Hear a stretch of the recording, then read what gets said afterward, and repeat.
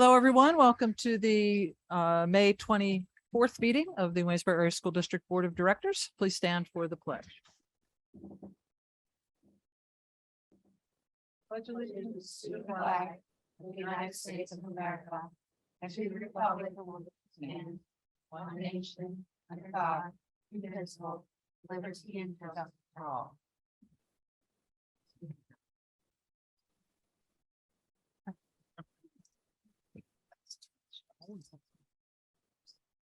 Yeah. Okay, let's do a roll call since we have one absentee. Mrs. Zimmerman?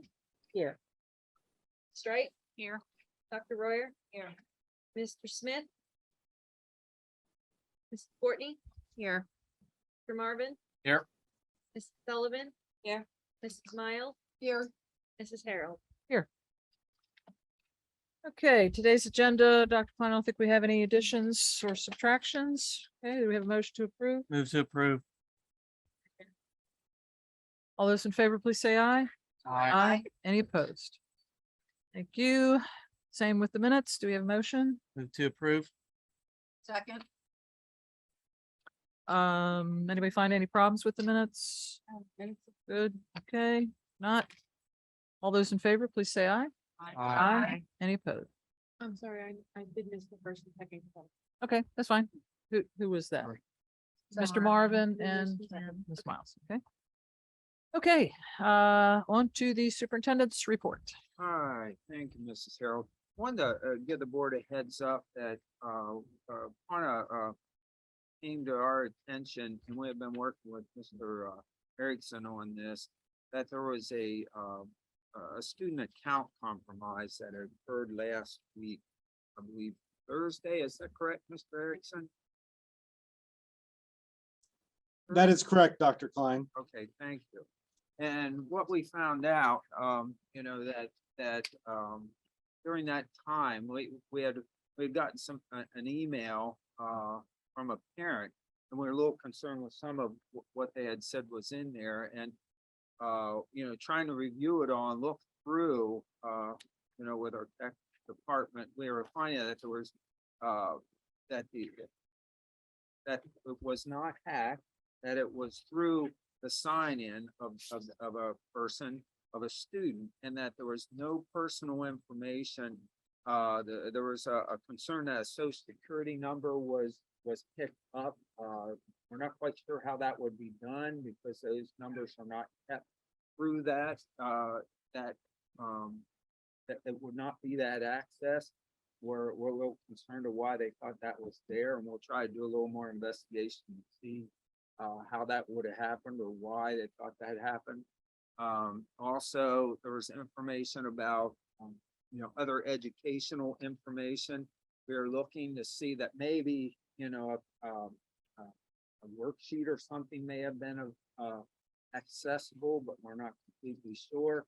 The amount of time the person was on may not have allowed for that, but we're going to continue to look at it. We put some safety precautions in place so it doesn't happen again.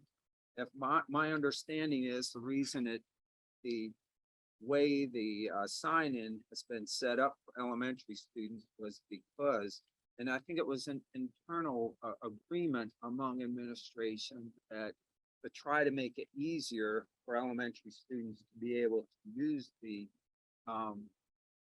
technology, so they made it easier for them to sign. It was not as not complicated, but as secure as what the middle school and high school would be.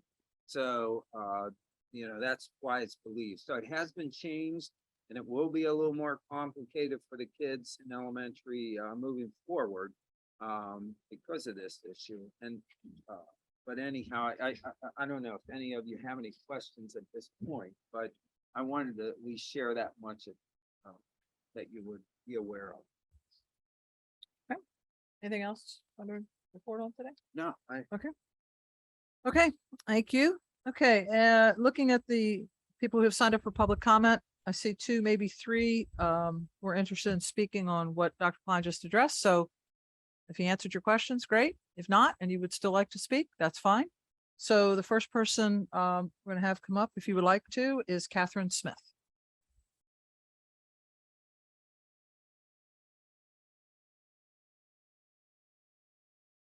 Good evening. My name is Catherine Smith. My address is 322 Walnut Street. I have 3 children that are currently in the school district. What frustrates me about this issue is that I had to learn from my children this week that something had occurred, and there was not even an email or a borough blast or any sort of communication with us parents to say, hey, this is going on. However, we are working on it to figure out what happened, how it happened, and how we can fix it. So that's probably my frustration, is that I feel like we get borough blasts on so many other things, and some of them are kind of trivial, but when it comes to a large issue that could have blossomed into something even bigger, we got nothing. So I want to know why.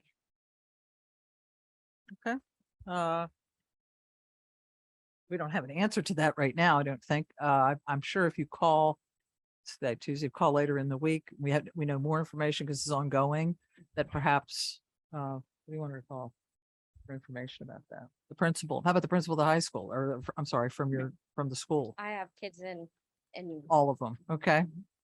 We have another What? suggestion? But I would just call my office. okay.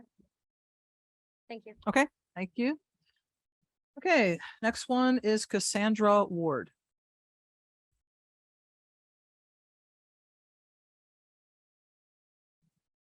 Hi, my name is Cassandra Ward. I'm at Homewood Avenue. That was also one of my things, was because the information I had gotten from sources inside the school say that this is an ongoing issue. It's been going on for quite some time, and it's just gotten worse over time. This was an email I had gotten.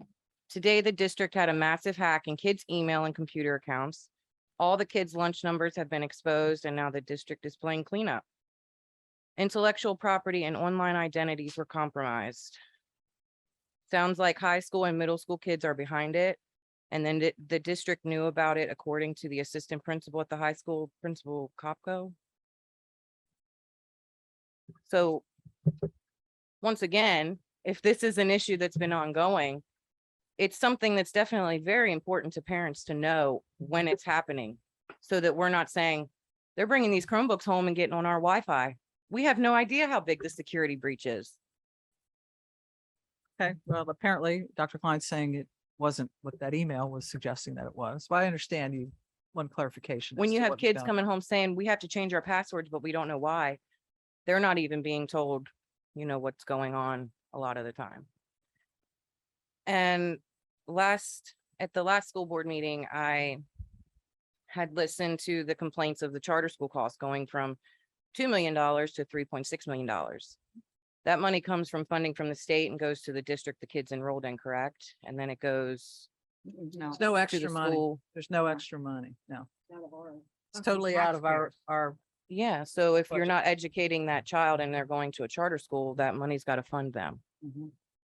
There are reasons why people are picking charter schools. understand. So we as parents come to you with these issues, especially issues that we've come to you with over and over and over again, and they just get overlooked. My biggest issue is the vaccine exemption letter that could have been written and given to the nurses to give to parents, because I received one of those letters myself, saying my daughter was going to be excluded if she didn't get these vaccines. I waited for that letter to come because I knew they had to send it. And I wanted to see how they worded it. And I also looked at the training that these nurses go through and what they're told to say to parents. And it's worded just like that. Let parents know about the exclusions their children will face when not vaccinated. But it's PA law that they're allowed to be exempt for multiple reasons: ethical, philosophical, religious, multiple reasons. We have come to you, at least 3 different parents this school year, at the beginning of the school year, about adding this for parents to have readily available, adding it to the forms on the website, even the parent forms that's on the district website. That form could be added there and it's not. I've looked. Adding a direct link that has been provided to all of you through email to the form that the nurses send out, saying, if you want an exemption visit this website and fill it out. When it comes to requiring kids to be vaccinated, you have to give informed consent. So if you're going to require it, you have to be able to inform parents that this is still their choice. I think that's fair.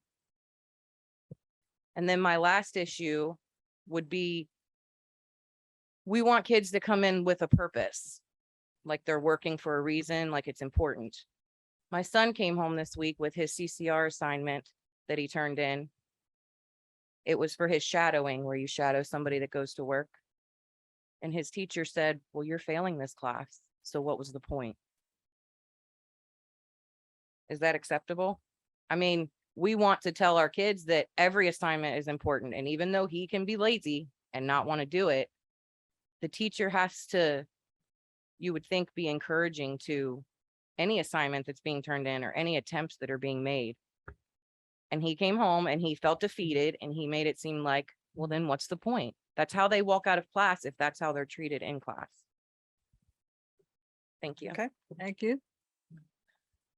Okay, next person would like to speak is America Brocious.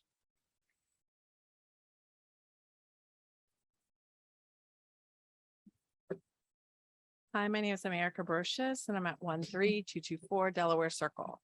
The reason I am interested in speaking is to speak to your note on the login, that somebody on more than one occasion has actually logged into multiple school accounts, email accounts, not just the elementary, but on middle school and high school levels as well. I actually have knowledge of that parent that sent you that information this afternoon, and want you to know that they have logged into their child's account and they can see their child's personal information. So if that other person who figured out the password was able to log in, they can in fact see the personal information, unlike what you had stated earlier. Also wanted to let you know that this is not, from our understanding, it is not a first time issue. It has been happening since the beginning of the year. I have a teacher in the district that has stated that they run Go Guardian, which is a security feature on their computers, and they run it on their children's Chromebooks all day long. When the kids are away at lunch, that teacher is in the classroom and can hear what's going on and realizes that one of the Chromebooks has now accessed a YouTube video of inappropriate content, and yet that child's nowhere near to be found at that desk. So that is something that the district does need to be aware of. The other thing for us, how this touches us personally, is that we have 3 kids in 3 different levels of the school currently.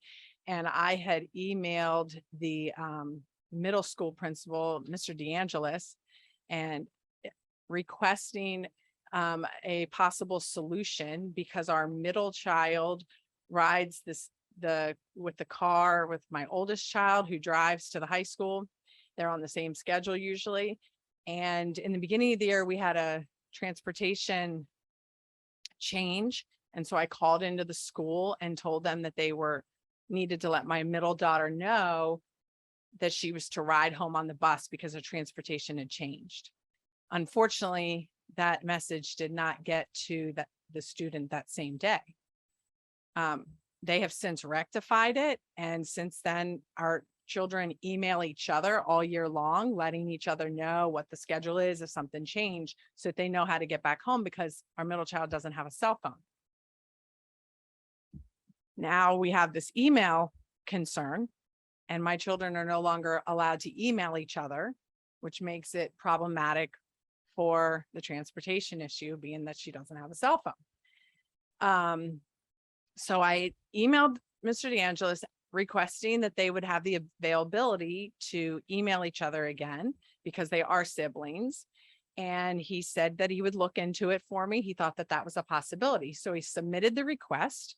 However, he called me today and let me know that the tech department denied that request, and the children are not allowed to email each other. The siblings are not allowed to email each other. So my question is, can this be looked into to allow siblings to email one another? And the other thing is for teachers who have students in the district, for them to be able to email their children. Because although a teacher can email certain students, a teacher cannot necessarily email all the students at different levels. So for example, if there's a high school teacher who has a middle school and an elementary child, they cannot email them. So we would like that to be looked into as far as, you know, parents who are district employees to be able to email their students. Thank you. Okay, last person who, oh, Just so that everyone knows, Mr. DeAngelis did an excellent job at getting back to my email in a very timely fashion. He was very reasonable and really willing to work with me on that particular concern. And so I did greatly appreciate that, because that's not always appreciated as far as the time that it took to be able to do that and the effort. So thank you. Okay. Thank you. Okay, the last person who has requested to speak tonight is Sarah Pence.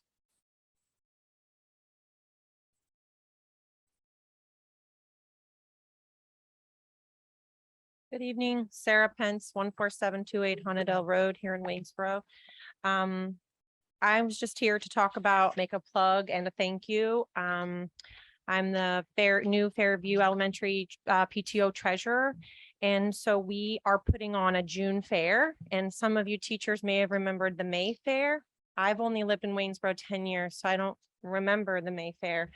But this is something we were working hard with all of the new board members of the PTO, and Mrs. McGuire has been very helpful, and we are really excited about this event.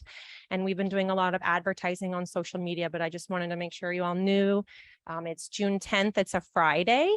It's 8 to 5. We're going to have a lot of carnival games, and I have a list of stuff here I can email all of you. We've called the Chamber of Commerce. They're going to advertise for us, but we're raising money for the playground at Fairview. It is 30 years old, and this is another opportunity for me to thank you for the installation fee you guys voted on for our big piece of equipment. We don't have all the funds for that yet. That is our goal for this June fair, is to raise enough money. We do have enough money for at least one, if not two pieces of smaller equipment. We're going to do a purchase for, and hopefully do a community install with parents and other community members that have resources for an installation process. And so we're going to hopefully do that to have that ready for the children at Fairview come fall, at the end of August when school starts. But so I'm just kind of letting everybody know and inviting you. We still need some volunteers. We're going to do like a throw the ball, not a traditional dunk tank, but like a bucket dump. And Mrs. McGuire had volunteered. And we were looking at one of those like kids that pie in the face where you play a game and either the teacher or the kid would get some shaving cream or whipped cream. So we're trying to make it really fun. And we're hoping that if any teachers are listening, you'll want to sign up or bring your other children. We want the other PTOs to come and bring kids if they can. And so we're just really excited about this event. We want to make it an annual thing to raise money and make it fun for the kids. I know fundraising is hard for parents too. You know, we're asking parents to talk to their friends and raise money, but this is an event for the kids. They're going to get wristbands, and we're going to have the fire trucks are coming. We're even going to have Elsa from Frozen and the K9 unit. Bushta is going to come. We thank you, Dr. Klein. We had asked some of the organizations at the high school to maybe get some credit for volunteering. That kind of was a late thing and they weren't really able to volunteer. So we're kind of working at this to get things aligned for next year, to try to get maybe some high school clubs to get some credit and help us volunteer with things like face painting. And we just really want to make a fun event for the kids. And so I just kind of wanted to let you all know about this event on June 10th. It's 8 to 5. We're going to have food trucks, Kona Ice, lots of really fun things. And we're hoping that other community members, or if you're working here at the district, if you want to come over and have lunch, we would love that. And we're just really excited. We want to raise money for that playground. That's a mission we have this year. So that's all I have. And then I did email you that link for the exemption form. If you didn't get it, I think I got maybe one kickback of an email that didn't come through last Tuesday. I had promised at a meeting several meetings ago, I would email you that exemption link. I handed you the paper, but if you didn't get a link for the vaccine exemptions, I can send it again because I had sent it the Tuesday, the day of the last meeting. So if that's needed, I can send that again. But thank you all, and please come to June Fair if you're interested. And thank you for the installation that you have said you would help us with for the big piece. Thank you. Have you thought about checking with any scout groups in the area? They do some service. That's a good idea. No, we My haven't. grandkids are one's in Boy Scouts, one's in Cub Scouts, and they do service related things, so. That's a good idea. Thank you. We have some volunteers. We're just needing a few more to run some games. We've got a lot of fun games, so that's a good. And kids like seeing other kids, so to have kids run games, Yeah. we're excited about that. A bake sale, and there's going to be a yard sale, like yard sale spots set up too, You know what we used and to do? vendors. This is a gazillion years ago. I want to know. I want to know. We used to ask, Diane knows, we used to ask Fairview alumni, like kids that went to Fairview. That, like, when they come, like the last day of school, the seniors, we would ask them, you know, like, are you, like, all the kids that graduated from Fairview, do you want to come back and do this? And we used to get a ton of kids because they like, oh, it's so cool to go back to my old school. What's the incentive for them? Did you need any incentive back then? Yeah. We incentivized with Yeah. like a free meal and maybe some credit for class, and we didn't get any sign up. So Well, I think I'd you love to invite them back. That's a great Yeah, idea. I I will look think- into I that think for you kinda next have year. to do it like more like personally, like, hey, I hear you went to Fairview. I'm running over the time now. My Yeah, that's fine. Yeah. Like, hey, you know, I heard you went to Fairview and we thought you might want to come back and, you know, Yeah. like share something that you may have done years ago. And That would be for great. some reason, they think it's really, really cool to go to their old elementary school. Yeah. Yeah, Well, we they had don't really like it. a great turnout for spring fling, and I don't know what, like 1,000 people there Wow. that evening, and we sold falconware, and we had drinks and snacks, and it went over great. So we're kind of maybe trying to think about maybe even incorporating like Mayfair with the spring fling next year and make it more of maybe like an afternoon, early evening with food trucks, and kind of do everything that way to capture, you know, work, you know, even though you work like on a weekday, you know, we're going to lose people because of it being a work day, but being an evening event, we might be able to capture, and that would maybe be a great idea to get some students to come back Mhm. too. So we have a lot of ideas for next year. So if you have any ideas about Mayfair or want to share anything with Let me try me, and remember what we used to I would do. love to hear that, because we still There have we go. about 2 weeks left. I remember. So, I will be at the beach then, or I would volunteer. I really would. or even if you want to stop by and come see me. My husband's going to be flipping burgers. Maybe I'll get you free one. I'll try. But thank you guys so Thank much for you. your support for that. Sounds like a fun day. Yeah, it does. Okay, moving on to the board initiatives, board reports. Anyone? Nothing from facility. Facilities met last week. I mean, For policy. nothing from policy. Yeah. I'm sorry.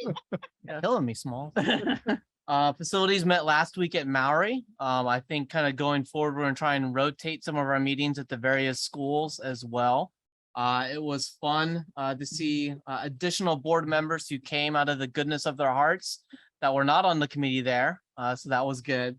There are several items on tonight's agenda that resulted from that meeting. We are looking forward to another project at Fairview, particularly with their library and their media center. And so I think we're excited to see what comes of that. I think lots of benefits for the students, not only at Fairview, but for the rest of the district, and potentially as well for as a community center as well. So we're looking forward to that. And I also just want to commend Mr. Jeff Adams and his team. Over the past 2 months, they've closed 288 work tickets, which is just an absurdly high number. So that's a great job by Mr. Jeff Adams on this team. Thank you. It's huge. Academic did not meet in May either. We'll be back at it in June. Any other committee? Anybody else? Okay. Okay, now we have what is time for the student report. Though interestingly enough, every single time they would let me know if nobody was here. So this is the only time they haven't, but I will say a word about Karis, who will be leaving us. And I'm going to tell you, Karis is super responsible. She always let me know. She probably broke her leg or something. Yeah, hopefully not, but something happened. And very good with communication. Obviously she took it very seriously. And 6 years that I've been here, except for one, we've had great reps, and one just never showed and that kind of thing. But Riley and Karis. So Karis is off to college next year. I'm sure she'll be very successful. But we really appreciated having her, as part of our group here. So we'll miss her. Riley will pick up the lead, and then we will choose another junior probably in September, right, Mrs. McCallum? Okay, thanks. Maybe earlier. Yeah, okay. Okay. So since they're not here, is there anything, like the prom happened and was a good day, right? Yeah, everybody did well. Teams are still going on. Well, I guess not anymore, right? Are all the teams done? You're gonna Yeah. be student rep. Would you like to? Student rep. Oh, you're. We have one student participating in the state track meet this weekend at Shippensburg. True Benshoff placed second place in the 300-meter hurdles with a time of 46:46, which I am not a runner, but I'm told that's an excellent time. So very excited for True. Softball, and baseball had districts far away on Monday, and I think we are done. And graduation is Friday. Right? Graduation's Friday, 6:30. 6:30. Is it? And you're gonna make the decision tomorrow about inside or outside? Thursday will be our Thursday. final decision. Okay. Yes, ACU, MAC. Okay. Okay. Dr. McCallum, I will tell you, I think the whole South Central Pennsylvania school districts, all the superintendents I talked to on Mhm. Monday are kind of dragging, thinking we're gonna have graduation inside. I think It doesn't look, but it will be lovely no matter where it is. And they will get the same number of tickets. Okay, good. That's Yep. always a concern. Just as long as it's not at Mount St. Mary's was good. Yeah. Okay. Okay. I was there. All right. Thank you for that student board representative report. On to business items. Personnel, Dr. Sternheim. Thank you, Mrs. Hare. I'd like to direct your attention to a number of items in personnel. We have resignation of professional staff. I'm very sad to accept this resignation from Leanne Rieger, a school counselor that I had the privilege to work with for a number of years. She's elected to take a position closer to her home, which is completely understandable. Retirement of support staff, resignation of support staff, reassignment of professional staff, transfer of support staff, appointments of support staff, appointments of substitute support staff, appointments of summer maintenance. Continuing, then we have additional reassignments of professional staff, transfer of support staff, appointments for summer technology student workers. Continuing, we have one request for leave. And then we have several professional appointments listed there. We have Corinne Gunder for 4th grade at Maury. Samantha Heffler, who will be taking a position at the middle school for learning support. We also have Sarah Barrett, also taking a learning support position at Maury Elementary. Sarah Hodge is returning to us as a middle school science teacher. We also have 2 appointments for school counselor, Luke Leedy, as well as Jason Reese. So recommendation to approve all of those as listed. Motion to approve. Move to approve. Okay. Mr. Marvin, who's second? Somebody. It Okay, doesn't matter. thank you. Go ahead. Okay, questions for Dr. Sternheim? All those in favor, please say aye. Aye. Any opposed? Thank you. Next is job descriptions, and that's Mr. Holtzman. Who is that? That's probably. It says business. Came out Yeah, of- so this is Okay. a follow-up to conversations that we've had with Mrs. Erica McDonald regarding the need for additional speech therapists and then the idea of an additional part-time occupational therapist in light of the increased numbers and to be in compliance with requirements based on state ratios. So it's again, just posting, we have these positions already in existence, but the one is considered now part-time in order to meet the ratio requirements. So the job descriptions have changed.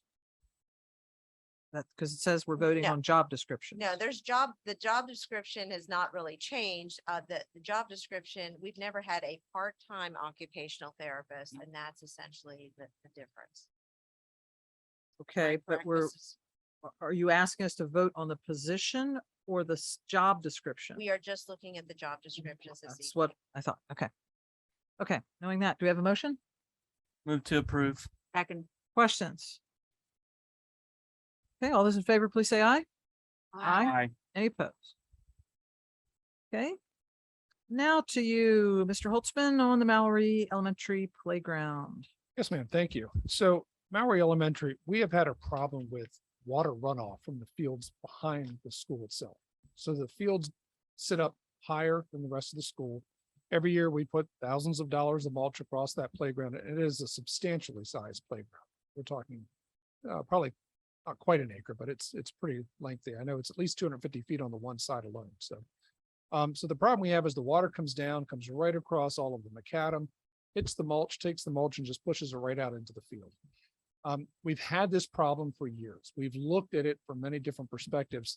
A couple years ago, when we looked at this, it was probably somewhere in the 6-digit numbers in terms of how much it would cost to repair and kind of do some type of a water mitigation project. So we did go back out again here recently.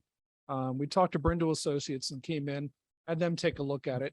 I think we did put some pictures out there for you available. I think you've had some access to see what it looks like when it's wet. So we tried to make an effort to get out there whenever we've had heavy rains and decent rains to show you how it just takes that and creates the channels and pushes the water away. Obviously, that becomes an issue from using a playground and not having the mulch that's supposed to be there. So Brindle Associates have come up with kind of a different plan that would basically put in what you would call, I think somebody in the meeting called it like a super French drain, or that's not the right, it was another adjective. French drain on steroids. French drain on there, yeah. French drain on steroids. So basically what they would do is going all the way from the corner of the building almost, run all the way down along the farmer's field, along that fencing area almost, and basically create this French drain. The idea is it would take all that water from that area, push it into the drain, take it all the way down and then run it. It's going to run about 250 feet at least, going out away from that playground area and then down into the field. So the water would go into that field. That field is quite large. I mean, it is a tremendously large field. It can absorb the water. There's no concern with that field taking the water. But that would get the water away from that playground. Years ago, we've looked at putting rubber mulch in and building up berms. We've looked at so many different aspects, but unfortunately, this one isn't inexpensive either, but a lot less expensive than all the other ideas we've been able to come up with from a solution perspective at this point. So what we're asking for is approval to go out with Brindle Associates at this point to go ahead and have them complete the engineering and bid specifications that we would need to go out and look to have this work bid out. There's been some discussions too at the facilities committee to see if we can get some of the local municipalities, see if there's some type of donations in kind that we could get for some of the trenching and things of that nature as well that would be involved in this, and see if that's an opportunity as well. Okay, Mr. Marvin, you want to make a comment? Since some of us were For not- this does come recommended from the facilities committee. And I think Mr. Weatherall was also at that meeting. We did have some concerns, but we think that they'll be addressed with project as well. Considering a French drain, typically you put a bunch of rocks on top of it. Small children and rocks usually don't go well together, but there are allowances for a covering over it, so those rocks would not be accessible by kids on the playground. So you don't have to worry about stationing teachers there to make sure kids aren't throwing rocks at each other. Well, not being an engineer, but my husband's put in French drains and he just puts the soil right back on top Yeah, of it. so I think That's what's going to kind of look like, I think, when we're Okay. finally finished with Yeah. this. Yeah, Okay. and so I think just Mr. Holtzman mentioned it, this will probably hopefully cut back on multiple mulch trips a year out to this particular playground. So if you want to throw out, I think the one estimate was maybe 2 to 3 trips a year, maybe $7,000 a trip. Yeah, we just Is that- put $4,500 on there this month. We probably would do that again next year. So there is a payback with this project ultimately. Mhm. We will save some money and keep the playground in the condition that it should be kept in. Yeah, so, all that to say, this is probably maybe half the cost of what was looked at several years ago. Probably less than half. Yeah. Probably, yeah, so I think this is, from the facilities, this does come recommended. So is the motion to, what are we voting on? Like, are we voting that we're Sure. going to do this? Or are we voting that we're going to have someone come in to do the bid? So at this point, we're just asking for permission to go ahead and have the bid specifications and engineering work actually done. So they have to come out and do the true engineering work on exactly what has to be done. And then that becomes a bid spec. And then at that point, we would take it out to get bids. So we're asking just for that first step to go ahead and do the bid spec. That takes about $7,000 to $9,000 for them to generate the engineering and bid specs. They have to work with permits and things of that nature as well. Okay, so this doesn't actually, this is not an actual vote to make the work will get done. That's correct. So when would that occur? Once we go ahead and put it out for bid and then we have the bids come back in, the board would have to vote and approve the bids themselves. So who came up with the estimate then? The engineer did. The engineer came out with the actual estimate. of what Okay, they came think for the estimate total for the cost entire is. project. Correct. And that's kind of what what they do. They take a look about how much work would have to be done, the time Okay. it would take But we're just voting for the details. for the at actual this point. engineering details. right, Okay. The details and the bid specs to go out. And then once we have that sets of bid specs, we can go out and fairly bid this project out. And would this be able to be in effect for next school year? Probably a pretty tight challenge to get it done Okay. that fast. I think by the time the engineers get the work done, the good news is this is kind of above the playground area. It doesn't go through the playground, so they certainly could put up safety fencing, snow fencing and things of that nature and get the work done. So I would not anticipate it there for the start of school, just because of the time length it takes for the engineer to draw this up and then to go out to bid. Anybody else? Okay, do we have a motion? We didn't have a motion yet. Motion, please. Anything else? All those in- I'd oh, just like sorry. to make a comment. Yep. Seeing those pictures. I can't imagine that a kid without rain boots is gonna go out and play in that playground and come back into school without dropping those rain boots at the door and then putting on shoes again. I mean, I'm sorry, but it's far worse than I ever anticipated. I haven't seen it in person. It was but- even worse than the pictures. Was that 2 weekends ago? We have that big rain. Probably. It was, so it looked like a stream, because I went out to be nosy. And, it looked like a stream running through the playground and, my two issues were, it is a safety issue and that's number one. And number two, that's the only playground that, other than, One. handicap Yeah. playground. That's it now.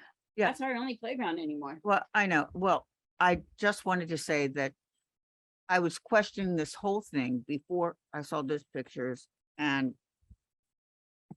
now I'm on board with something has to be done. Okay, that's all I wanted to say. Anybody else? Okay, not all those in favor, please say aye. Aye. Any opposed? Thank you. Okay, next facilities item, I guess, salt spreader. Yes, Mr. ma'am. Thank Holzman? you. Yes, thank you. So we have an existing salt spreader. Unfortunately, it has worn out. It's not very functional any longer. We use this salt spreader on the back of our tractor. The salt spreader is used to basically do a lot of the sidewalks, primarily on the main campus, there where you have the high school, middle school, and Summit View, as well as the walkways and things of that nature. It basically goes everywhere we can't take the larger trucks with a larger vehicle and spread the salt.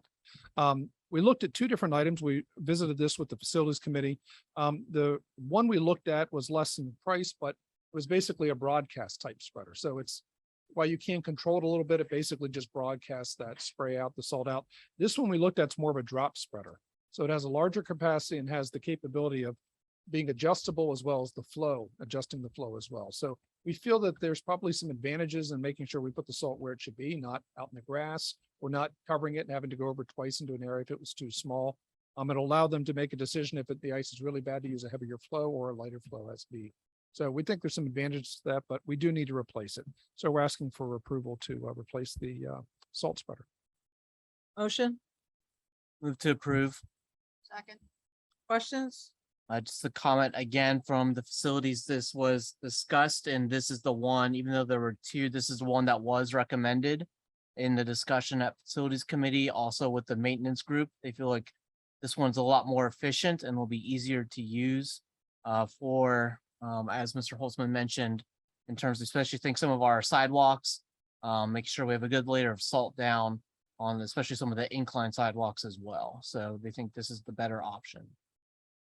Can this be used on those paths between the middle school and the high school that we talked about a couple of meetings ago that are so slippery and bad? It can, yes, ma'am. Can be Yeah, used there. yeah. The only thing we can't do is we can't take it over the one bridge, but you can get it from the other side. To the bridge and- Correct. Yeah, this is the bottom one, but the top one we can't. So I don't mean to create problems, but I know salt causes rust. So I assume that this new salt spreader is going to be well taken care of we will and try. cleaned It's- off well Yeah. to prevent rust in the future. Yep, I agree. I think that is the goal, is to go ahead and do that. Okay. Make I sure mean, we take care of them. Yeah, I the- know that's being Yeah. a bit picky, but I think we got, and I say only, but we got about 12 years. I looked at the asset log. I think it was either 09 or 2010. I can't remember which year we bought it when I looked at the log, but so. So that did come up in facilities as well. thank Mrs. you very much. Zimmerman. I think I remember there's a 5-year warranty on this one. And so we made a note to look at it in depth in 4 years before the warranty expires. So thank you. And our maintenance will do a good job of taking Yep. care of that. Thank Mr. you. Adams is very good at what he does. So. Yeah. Okay, there's nothing else. All those in favor, you know, go first. All those in favor, please say aye. Aye. Any opposed? Thank you. Okay. Speed bumps. Mr. Holtzman. Yes, ma'am. I drew the short straw. So many years ago, we had a real problem in the high school parking lot with people exiting the facility, typically at high rates of speed and many accidents. So at the behest of Officer Gordon, many years ago, probably 2016-ish, something around that time frame, we put in those speed bumps throughout the parking lots. That really did solve a lot of our problems. I mean, you really have to take your time over those speed bumps. They are certainly pretty steep. So that took care of a lot of the accidents. The problem that we've had though for years now is we have this 3rd Street extended, which runs kind of up here from Myrtle down to the high school parking lot. That has become the new strip where the cars are really moving very quickly in and out of that area. We all have a lot of students who walk down that sidewalk there, which is right beside that road. It's kind of a narrow little road. It is a 2-way road. And so there's not too many places to go. Sometimes when that hedge grows out, the kids like to walk beside each other. They end up walking in and out of the roadway a little bit. But nonetheless, so Officer Gordon has requested to put a speed bump there on 3rd Street Extended. Now, because that's kind of a leased road, we don't really pay anything for that, but it's a lease agreement with the borough because it has to meet borough specifications. This goes back many decades.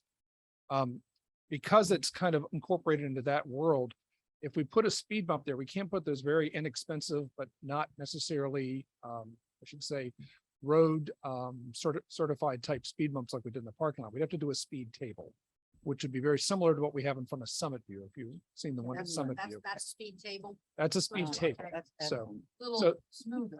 they're smoother. And so the concept is that if you hit those at speed, you're okay. It's not going to cause a problem with the bus or a car or anything else. You hit it faster than its speed, things may come off the car. We have noticed spare tires up at Summit View and some other things over the years. But if you hit that a little too fast, you'll notice that on the speed table. So we have talked to the borough. I think they would support that. They've talked about the ability to try to help support a little bit with the project, but there's no guarantees with that. It depends on a lot of other factors on their side of the world with grants and what they can and can't support. So I certainly don't want to say that they're going to be able to necessarily help us, but speed tables do cost more than speed bumps. So as you can see here, we have a quote of about $5,000 to $7,000 is what it would actually cost, because they actually have to grade out and then they re-pour this and then to meet that code. So it's not a small little project, believe it or not, you could imagine for that size. But nonetheless, I know there's been some differing opinions on this topic, some different perspectives. So at least bringing it to you to talk to you again about it. That's why we labeled it as a discussion. Okay, so we're not going to be acting not on acting this on it, tonight. okay.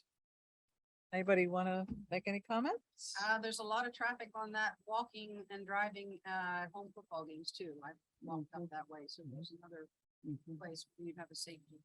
You should turn the lights on. Yeah, hopefully for the games we do, but if we aren't, then we're missing something. Yeah. Well, I say so. Sure. So a couple things while we're looking at this area, they may not relate exactly to this.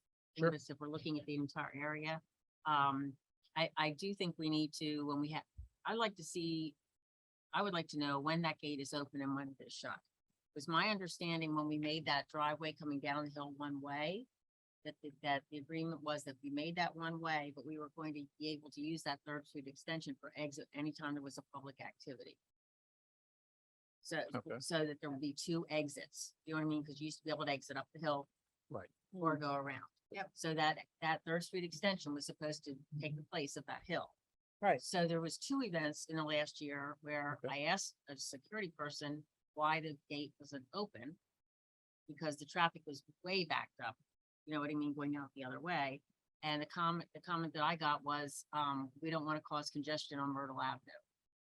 So I don't know. On Second Street. Or, Yeah, that's not right. No, And that's no. exactly why that was okay. right, so, I mean, I don't mind if this is something that if the facilities committee is recommending this. But I think we ought to establish that that's supposed to be, my understanding is that that's supposed to be open as an exit. When there's public events. And the other thing too is the light should be on. Yep. Because those kids are walking. And I don't. I'd have to ask my husband, but I really do think there was a time when those lights were not on. At least one time. When it's on. Sure, there may be a chance where we didn't have them on one for a game.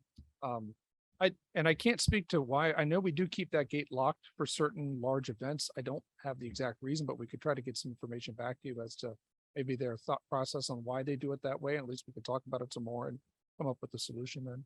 Okay, I guess I would like to see Sure. it come to the board to make that decision. So I Okay. think for safety purposes, having all the cars exit, you know what I mean? Going out that one exit, that's not safe either. Yeah, I think it's typically home football games where that gate is typically locked, I believe. Is that correct? Or maybe I'm mistaken on that. But yeah, I think that's correct. So, and I know there's a methodology behind it, but I can't speak to it off the top of my head. So. Well, it certainly shouldn't be because we don't want to have traffic on Myrtle Avenue. And we Yeah. do have lights on there too as well. You're right. Right. We received those from a grant and we do typically put those on for large events. But certainly not 100%. So is this a recommendation of the facilities committee? No, it is not. Because the facilities committee was not there to make a recommendation because they only had 2 members out of the 4. Because personally, I agree with everything you're saying, but I am not a speed bump fan. So it may be, we will have a recommendation perhaps by the next time. And it might be 3-1, but at this point it's not. So to answer your question. Thank you. Thank you for the questions. I appreciate it. We'll get some answers back to you. Okay. So we're not voting on that. All right. Next item is the pedestrian walkway. Mr. Holtzman. Yes, ma'am. Thank you. So we have talked about this one for a couple of years now. We looked at this when we probably had fewer homes behind the high school, middle school complex back there. That development just continues to build and expand. Right now, it's a development that we pick up students in. We actually pick those students up to transport them over. And quite a while ago, we thought, well, if there was a way for those students to walk to the school and, they'd be within that 1.5 to 2 mile distance requirements, that it'd be very good to have them come and walk over the school. It would actually even be a convenience too for people that live in those neighborhoods there to be able to access school events coming right across the back versus having to drive around and try to park in sometimes for some of the larger events. So we looked at this a couple years ago. And then we went through a process where we did talk to the borough. We talked to our representatives at the state and at the federal level to see if there were grants out there available. We just kept striking out everywhere in terms of those grants. So we even talked to the borough. There was a possibility for a while of them looking at a similar walkway area more along the creek bed up there. But that's not going forward at this time, is my understanding, talking to the borough manager. It's been discussed, but they're not moving forward at this stage. Of course, that's something would have to come back to the board anyway, because it would be on school district property. So what we're asking for is basically very similar to kind of Maui at this point, is to go out and actually have the bid specs and the engineering done, have this walkway go out to bid. So the theory is you put this walkway in right up by the baseball, it connects to the walking trail and comes right up behind the high school. And the students in that development could actually walk to school. That would apply for all 3 schools at the end of the day. Ultimately, over time, that will save us on transportation, so there will be a payback. It's not a full bus at this point, but it will start to help. We have 20, 30, 40 students who are back in that area, and they're not riding a bus every day. That gives us some capacity somewhere else from a transportation perspective. And just so everybody knows, if you've ever been back there, it's a very easy walk Yeah. right off the walking path, and it's like a natural path right across. But in order to make that neighborhood for kids to walk, it has to be paved. So even though most of the year it'll probably be fine, we have to pave it to count it down. So it looks to me like the specs are already here in this letter. I mean, I know it's dated 2018, but it's giving costs for those options. Sure, it did. So basically, they went through an analysis of what they thought it would cost. They have some rough idea here, but it's more of I guess I would say an estimate at this point, but it's not the actual engineering work and the permits and the actual bid specs. So that's the part that they would actually have to go through, where they go to the point where they're explaining how far to dig, what they have to do, and that type of work involved in that is engineering specs. That's really what we need to be able to go out and kind of bid it, be able to say, compare an apple to an apple, so we know that they're going to meet that criteria. So could we at least maybe as your committee decide whether it's option 1 or option 2 to save us money? Oh, and I apologize. Yes. I think we had always been recommending option 1, which is the shorter route. Okay. So I it just would want to make cost- sure I we didn't get apologize. specs Yeah. on, I mean, that's going to cost twice as much. Oh, no, because- no, it would okay. just be for option 1 was our bid spec. That's the shorter of the 2 routes. It's up a little bit further away from the creek bed. We thought for a couple of reasons. 1, it's shorter. 2 is very importantly, it doesn't require a bridge. Yeah. So that's where the option 2 gets very expensive when you require the bridge. At the time, there were some concerns too, maybe of having the kids walk closer to the creek, potentially as a concern there as well. Not that that's a heavy body of water, but that was just a bit of a concern. So by moving it up there by the baseball, it's a little bit more obvious for people to see. We have talked to the borough. They're fine with this idea informally. They have no issues that we've talked to with the streets committee and the borough manager. Yeah, because we would have to get permission to connect to the walking trail, so. Okay, so I guess in your motion, say option 1, somebody who would like to make a motion on this? Move to approve option 1, of this proposal. Second. Any other questions? All those in favor, please say aye. Aye. Any opposed? Thank you. Thank you. Oh. I just have to say, like, I'm ecstatic. I'm speaking this for 5 years. It might have Took a been, it might have been a long while, but, time. but it was good though. It's a good It's a great future. I think it is. 5 years is probably correct. Yeah. But I mean, I seriously, interestingly enough, in the last month, I had 2 people at downtown events ask me about why we wouldn't do this. Doesn't that make sense? Because I'm assuming some kids walk anyway. I have no doubt. I don't know that for a fact, but I have no doubt. And again, I think the other beauty is that, again, if we have larger events at the school and you live in that development, it'd be a lot easier to walk right up there and go to the event than it would be to drive around and try to find a Mhm. parking It's a great space. neighborhood to watch the fireworks. Yeah. Yes. You might want to talk to Jeff Eastman. Mhm. I don't know how Washington Township did all that they did, but there's got to be some grants. Yeah, I'm looking at one that's through DCNR. You might look at. Okay. You looked at that one before. we run into a lot of issues where we have to work with because it's technically, a lot of the grants don't apply to schools, unfortunately. They apply to Right. municipalities, but they won't apply to the Well, schools. So so I know, the but you try to work municipality with them. gets the Yeah, grant to Yeah. put it in. very true. Okay, all right. Talk about graduation. The candidates. Doesn't matter, Dr. Correct. That's Meriden. All right, so what the board has, in the, administrative content is a list of seniors for graduation on Friday. So the recommendation is to approve the list.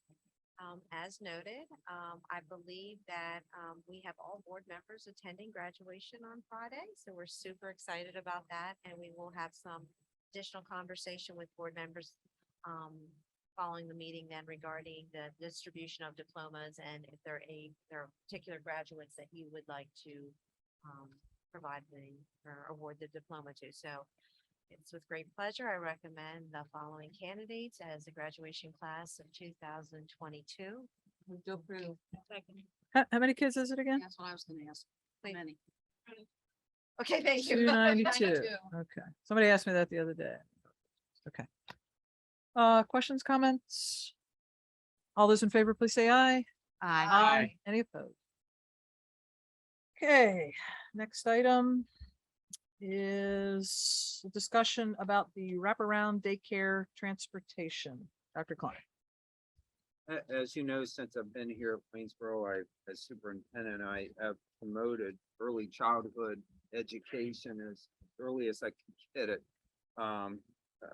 To provide some, a step up for some of our kids that could use it and that may not have access to other kinds of, services and opportunities.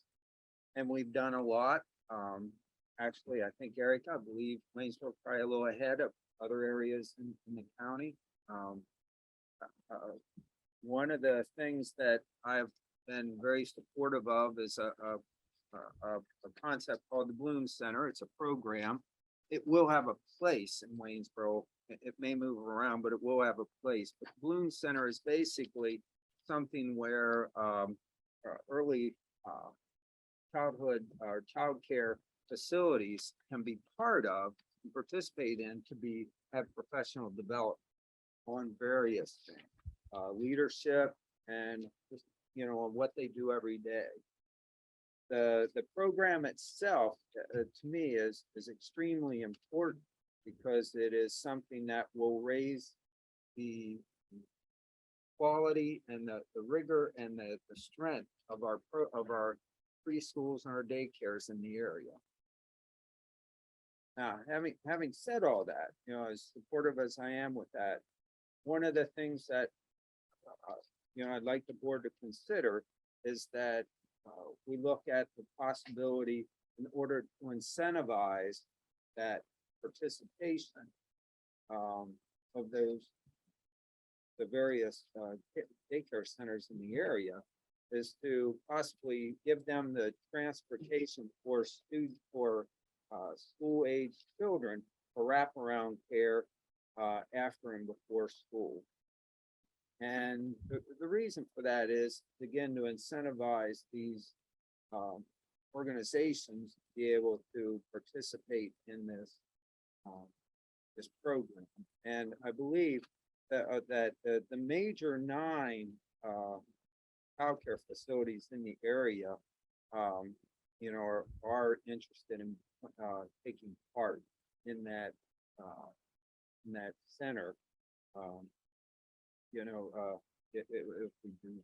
So that is the recommendation I have that I am asking the board to consider. And, I know we're discussing it tonight. Questions that you may have, I'll be glad to try to answer. So that's what that is. Since Eric is here, could she be part of the discussion? Not that you don't know everything, but yeah, but maybe Erica, I have some pretty specific questions. Sure. Yeah, she doesn't know. Okay. Well, so Erica, you're gonna answer questions, right?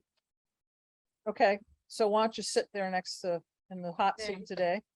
So what I want to say though is, well, first tell everybody your position. Oh, but I'm the early child. And the questions I'm asking would be just me asking your opinion. Oh. Yeah, I'm not like asking you to promote or not promote, like just, there's just a lot of questions I have. Okay, Well, are your questions about the Bloom Center or are your questions about transportation? both. Okay, so maybe then to start the discussion, I'm going to tell you how I understand this, and people can correct me or jump in or whatever. Okay, so the Bloom Center, which we did have presentation by Ms. Searfoss, and she addressed that last meeting. But I will tell you that when I walked away from that, I did not have an accurate handle on what the Bloom Center was. And that's part of the reason, that's a big reason why we're discussing it, not acting on it, because I think I had a lot of questions, and when I asked a couple other board members, they had questions also. So the Bloom Center, which is the professional development provided for free, right? Any daycare that wants to participate, correct? And my understanding is that the only direct application to children would be mental health services of some sort. Is that correct? I guess Okay. So maybe if anybody else has questions about the Bloom Center itself, now would be a good time to ask or comment or whatever. It would be okay. I have just one quick comment, so you know that my understanding of the Bloom Center with it is a 4-piece section, and here's the order, which would be one's built on top of the other. The first part is focused on the directors of the different childcare facilities, and that's the leadership, which is essential to these centers. The second thing would be the early childhood mental health supports for children and their families. The third thing is apprenticeship for the staff to help them strengthen their skills for what they do with the kids.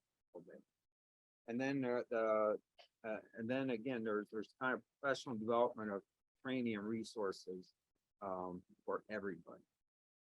So they're the 4 pieces that are part of that. So and again, I think the other piece of this, and you've heard me talk about it, is I believe they also have to be part of the STAR program of the state.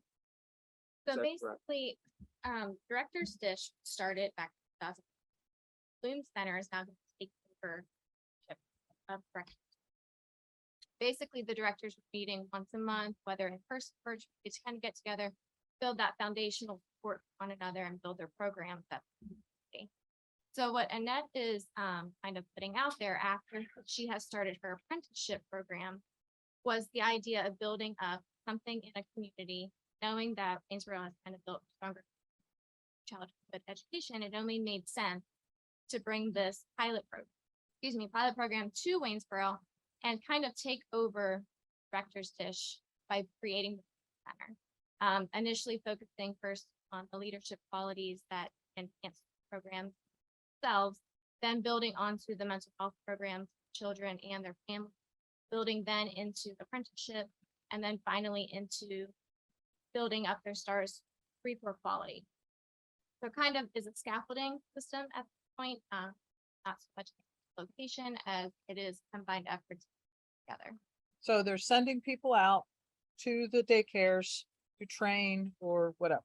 Yes, They're not going to a place, though I understand the chamber apparently is going to be some kind of hub, but that's not their permanent. as of right place. now, it's more of an idea of we would gather still at the Chamber of Commerce and eventually would kind of establish an actual location similar to what is Chambersburg right now is center. Mhm. But then building in that one-on-one support in-house system. Okay. Anybody else? Let's start with the Bloom Center, just so we're on that, we understand that. The daycares have to pay to have No, be so part this, of this? this is all PDO funded, so and that's been a grant state where to get the funds that would support the piloting program of the. So I too was very intrigued by Dr. Surface's explanation, but I really didn't know enough to ask any questions after the presentation. And I didn't want to drag it out asking questions that I probably should have known the answers to, but I didn't. So, I started asking some questions, and I think I have a better handle on it. like, I think it was like years ago, we were talking about eventually trying to get a family center in Waynesboro. Because, this is a while ago. And what we came up against was that everything was in Chambersburg, and a lot of our people that really needed it, they couldn't get there. They just didn't have any way to get there. And so in my mind, and correct me if I'm wrong on this, I see this as sort of a first start, like a first step in moving in that direction. Absolutely. I think that her point right now is to get the correct support initially, get that leadership quality to them. And then to build on, initially she wanted the Petersburg Family Center to be rural, but at that time, kind of location, they kind of had sent me out to kind of see if there was anything available in Petersburg, but it just wasn't at the time. So, with the daycares, I'm assuming that you went and talked to everybody at I each have daycare. talked to every daycare and they're all very much interested. Okay. In fact, I just saw from that kind of build on. She will have them 7, working on an MOU with providers to make sure that they all understand what they are kind of committing themselves to on her end. The pilot program. That's pretty amazing. I guess I kind of had given up hope that we would actually be going there in this direction, and Well, wow. I don't understand why anybody would not be willing to participate. I mean, it's free. It's all this training from, I think Professional. There's probably a little bit of skepticism. Everybody wants to providers. I think Okay. at this point, I think letting down the cards and realize that it's not a takeover. This is just an extension of bridges Okay. so that we can all tap in. First, our partnership has the vast umbrella of providers, resources. And so this is just the ability to tap into all of that and plus get up running state funds. But the other thing, and why we want to be part of it is because, our groups around here, our centers do a great job. And they do a really good job, but we also believe all of us, including us, can get better all the time. And this is a way to help those centers improve. And part of Erica's job is to see those connections between those private providers and how they come into school to strengthen what's happening in school. Because so many times for years and years, districts pound academics into the kids over and over and over. And the test scores aren't improving. That's because not every kid comes with the same background and skills. And some don't need it, most don't, but there are some that do and that can benefit from those skills. And these daycares and childcare centers can help with that as they learn to become stronger at what they do. And that's why we want to be part of it. And it's all by choice. Nobody's being forced to do anything. And but we're hoping they make those decisions to be part of it. Because I think in the long run, the schools will improve and every kid in this district will benefit out of it, particularly if some kids that are weaker get stronger, other kids are going to get stronger, even our strong kids. And I really believe this Bloom Center will have a lot to do with that over time. So just to clarify, Erica, so I heard everything that Todd read, but the commitment here when they join the Bloom Center is that they're committing to going through the STARS program. That is my understanding. That they would be. Which is work. I mean, It's extreme work. It's very hard to get it. It's harder. and that improves the academic and social emotional quality of the center. Absolutely. Like it's a big deal to say we're at 3 stars. Big We're deal. start- You're jumping you're license. So if you're trying, eventually, I mean, as you're looking to expand pre-K council programs, right? Potentially could expand into a lot of other centers. That would be the hope. Currently, we have 8 council classrooms, 9. That's kind of a. We are a step ahead of everybody else. The problem with accounts that families don't have the ability necessarily to pick up their children at the time frame, and so really relying on other providers to kind of count programs through our partner and allow us to flash that would gain the wraparound care needed for parents. So it's really about, again, building these partnerships in order to give what parents. Okay. We're good on the phone? No, I still have a question. Okay. Okay, so I think that I'm right in saying that we are piloting this.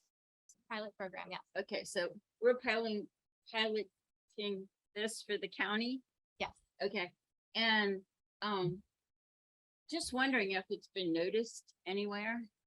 Like, it kind of sounded with Dr. Serpas that she was saying that other people are saying, hey, Waynesboro is really doing something right here, but Well, a couple of years ago, you had a secretary, one of the secretaries from the state here when we opened up early childhood. so, As far as I have been told, by Dr. Klein and by, her boss and other that have looked at us as for what we are doing in rural early childhood and noted at conference, Dr. Klein attended.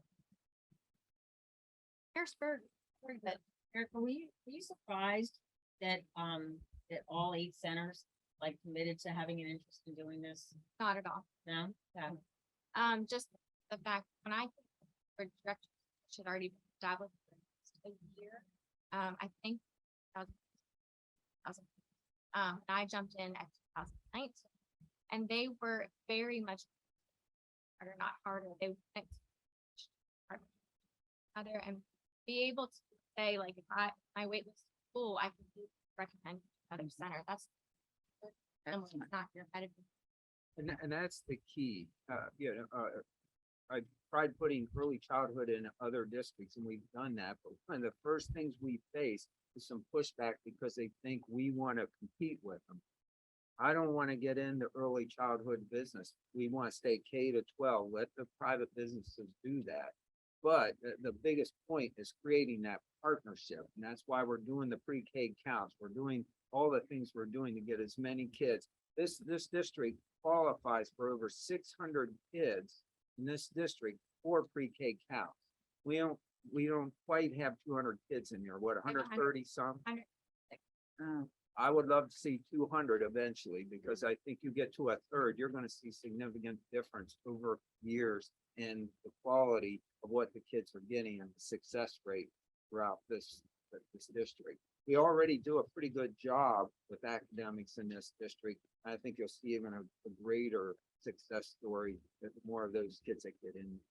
So, and it's really about building a partnership with them. The KEI, the kindergarten inventory that we do, not many of the districts are still doing it because it's not easy, but it will help us build that bond and where our weaknesses and strengths are with those early childhood centers by using that data.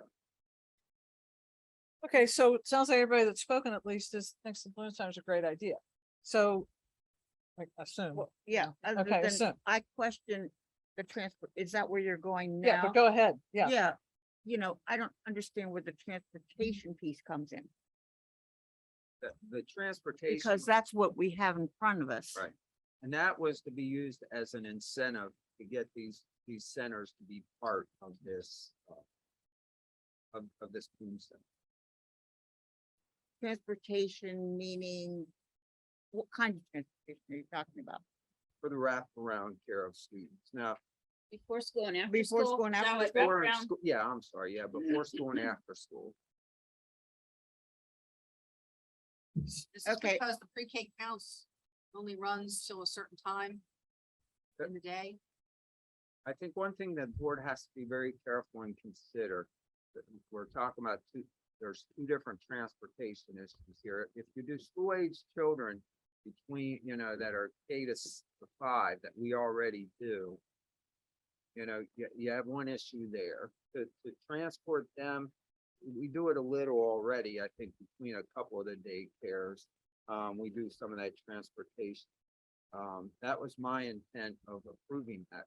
I do caution with the pre-K counts, because once And if the board approves that, that's great. We'll move forward with it and so on.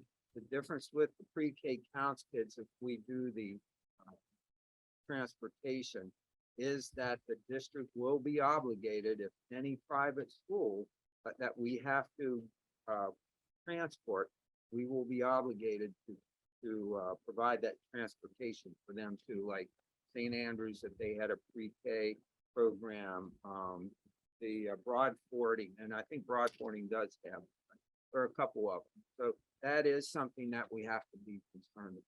But if we were to offer all that transportation, you would not have to worry about any pre-K kid or others to get to after school care, as there is sometimes an issue.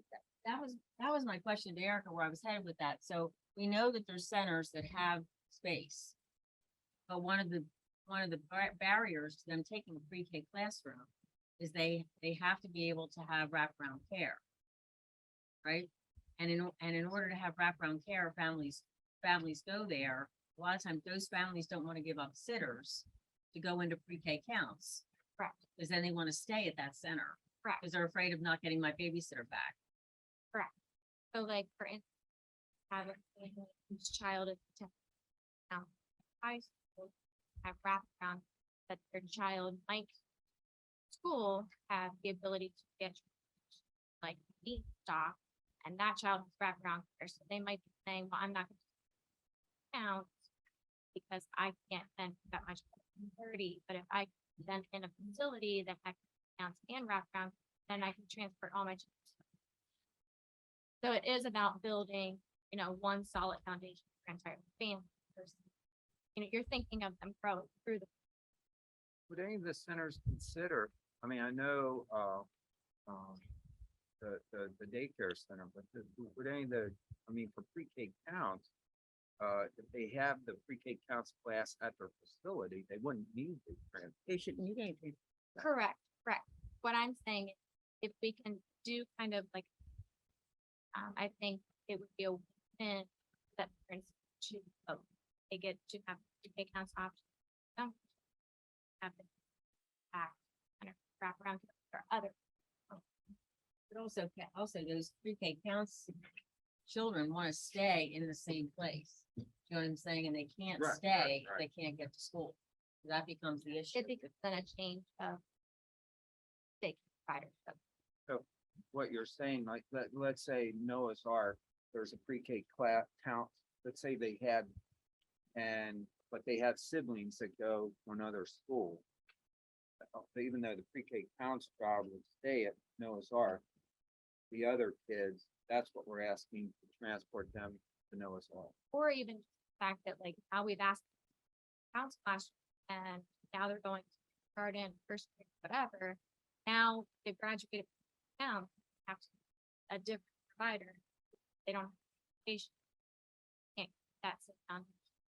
Which is the same problem we had other times when we've looked at this issue, correct? Yeah. That's what the problem is. And, I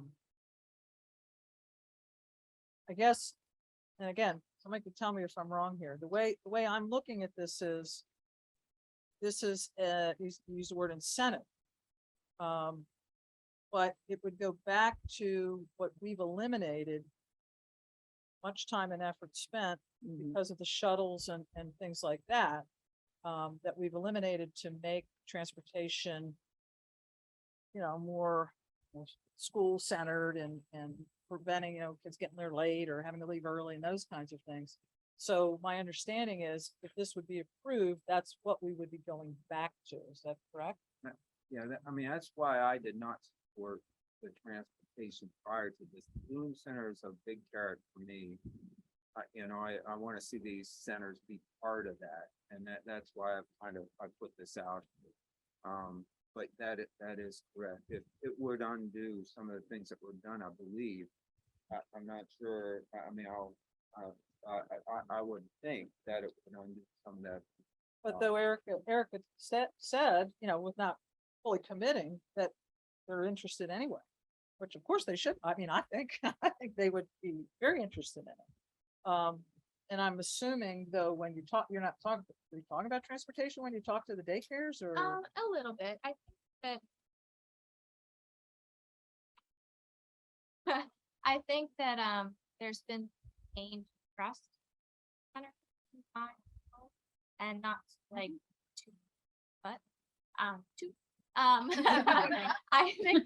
think that there's just been guard them let down. I think they're more trusting of the district because there's more open communication, there's shared language, there's more abilities to talk and adapt to one another. And I think that's part of life in doing things. And I think that the translation, But for why would sure. they not?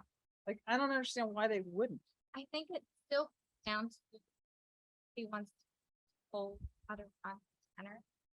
And I think that that's still probably part of But even though this is getting philosophical now, yeah, even Yeah. though we believe that it would be great, I'm not telling Noah's Ark, you have to do this because it's the best thing for Noah's Ark, you know. I would hope they would say, oh, this is great. Let me jump on board here. You know, and I know you're not doing that. No, I know no. you're not telling them that, but I just don't know why they wouldn't do it anyway.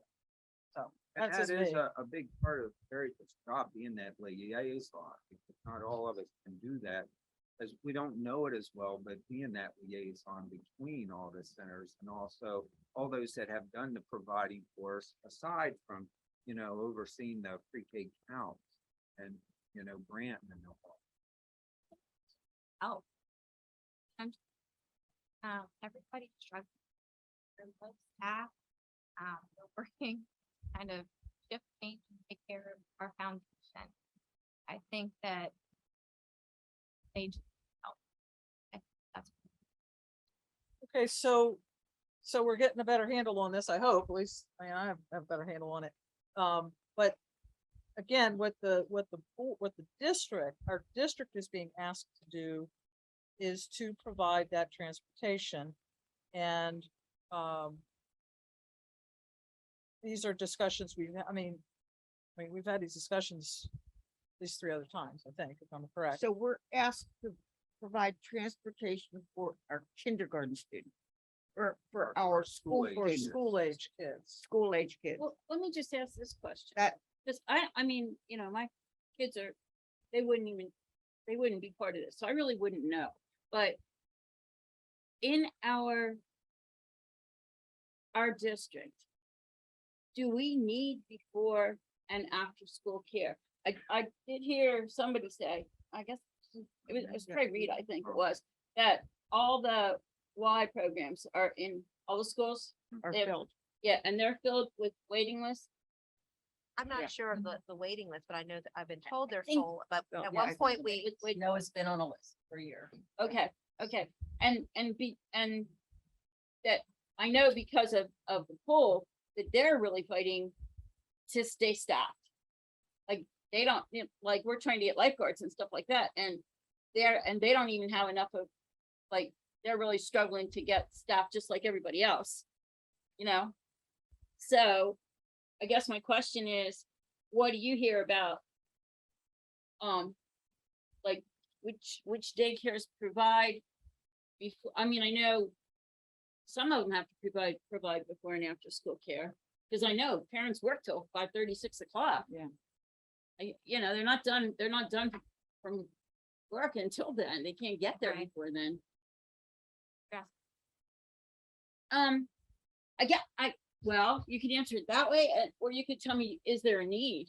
absolutely. There's a need. There is a When I need. talked to mine today, has every single elementary has passed by every year she is from wait list, but ability for other centers to get that's the stuff now. Before and after there's provided center team stock here, Noah's Ark.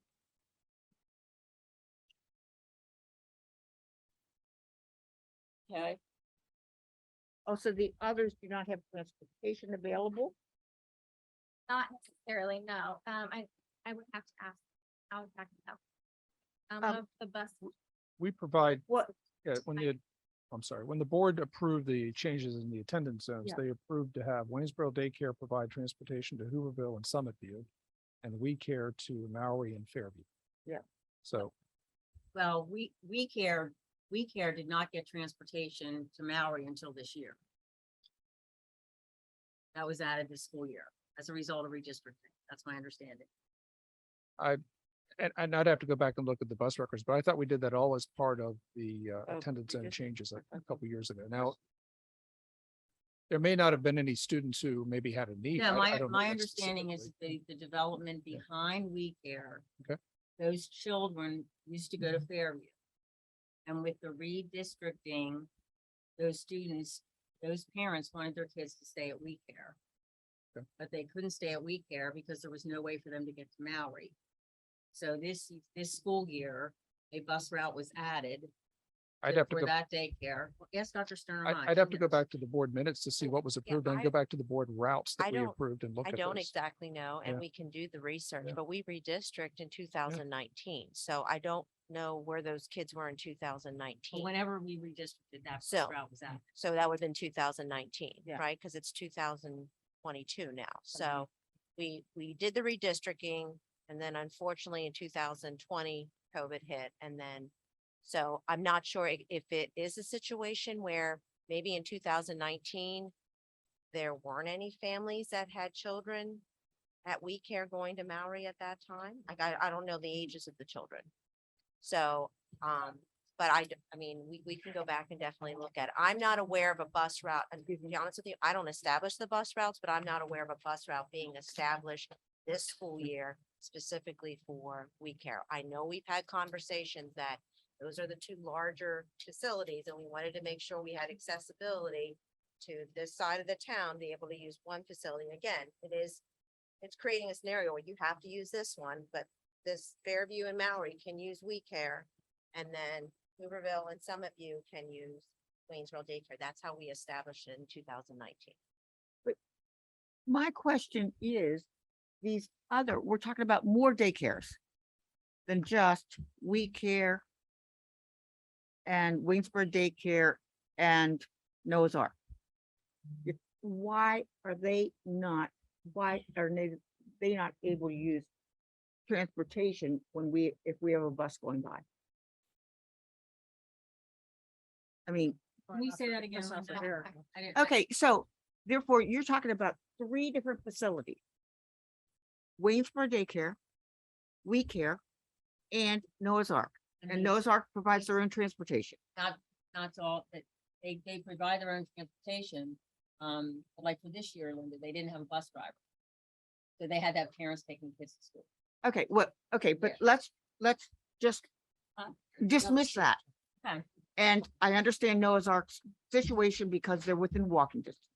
Okay, these other daycares, why are we not able to provide transportation if they're not within walking distance? Are they all within walking distance? Because you're saying that they have no transportation. Isn't that what I heard or not? I think it was established back in 2019 that we weren't going to, but I think these were the two that were selected was because of, Well, there had to be some. but if they are within our busing area. And if a certain bus, let's pretend Otterbein, okay? So, and our bus, I'm pretty sure that's when in distance the bus kids. I clocked it anyway, but I might be wrong. But okay, let's pretend, if it's within the busing district, we should be able to bus those kids to Fairview. So what you're saying, if the child lives in Fairview, but they're going to the Otterbein Yeah, daycare. we or should be able to bus them, Which is also Fairview.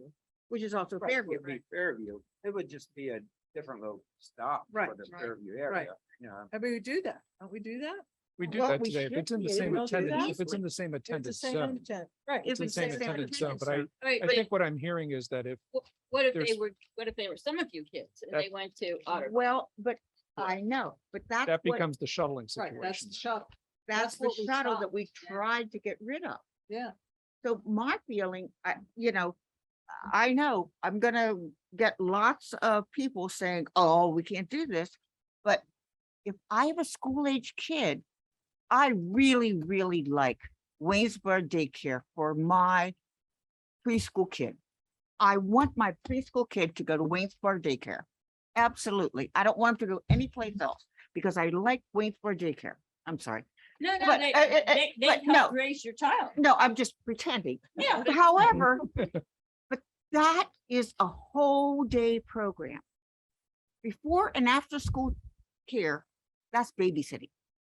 I mean, I'm sorry, but that's what that is. That's babysitting. It's totally different than a preschool program. And so then I have to switch my kid to another school or to another daycare. And I know parents don't want to do this. Oh, but they're so used to going to Waynesboro daycare all the time. But then we're gonna pay all that extra money to shuttle these kids around. The motion, when you were saying about shuttles, the motion here says no additional bus routes. You're not going to add any routes, any drivers, that this is looking at what's feasible with existing buses.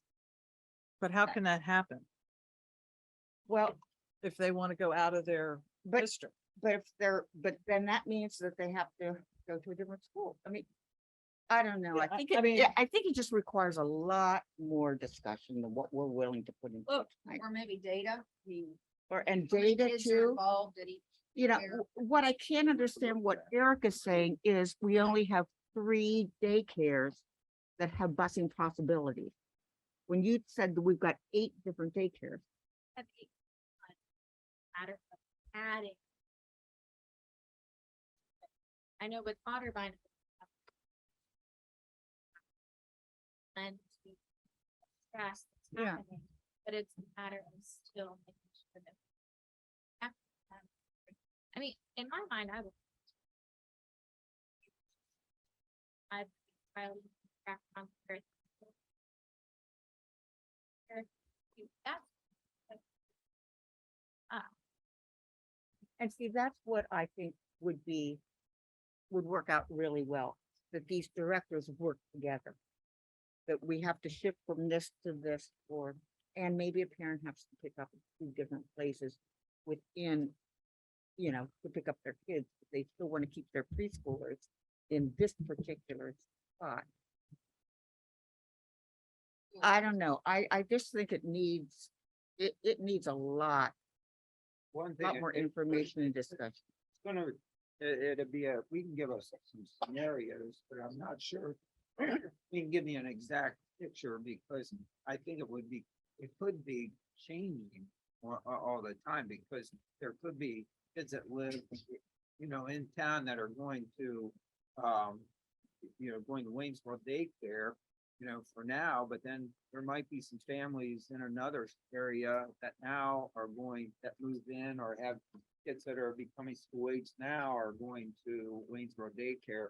But I'm not sure you're gonna be comparing apples with apples as we do this. I know, but you're gonna have to convince me why we did redistricting then. I have to be very, very honest. Yeah. We have a lot of people in our, in our area, Waynesboro Area School District, who are not happy about our redistricting. Why did we redistrict then? Well, I think, I'm not trying to get kudos from the audience. I'm just trying to be realistic, I think our schools are a lot more balanced now. Because I like the redistricting. I really do. yeah, I I'm think not trying to say it. it's certainly better for our schools that we did it. And it's gonna take a while till, that it works itself through. But I guess, I keep going back to the same thing, and that's kids that don't have before and after school care. That just, if there's anything that we can do to help alleviate that, I would really like to look at it. And the other thing I was thinking about, and I didn't even ask you this, so I'm not really sure what the answer is what about kids that are in these daycares that are government subsidized? like, not all daycares, you What know, about them? What do you ask? well, what I'm saying is they could only go to certain daycares. You're right, I think some daycares don't have them. Oh, really? So. Oh, Is yeah, that correct? I mean, I know Not that. everybody. There's only a few that do, right? Yeah, I'm pretty sure, that We Care does. I would- Waynesbury I'm not Daycare, We positive. Care. The beans not.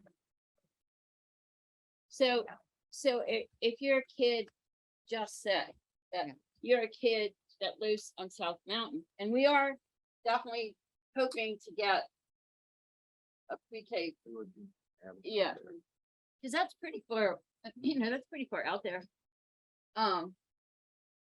And yeah, if you had to have subsidies for your child's daycare, like, where would they, where would they go? Like, they couldn't. And they would still have subsidies for before and after school daycare too, Yeah, which they would need. I mean, yeah. we need.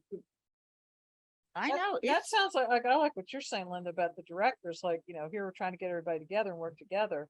That they could come up with some kind of solution to help with this. Because I would think they would be very concerned, and this is even more them than us, perhaps.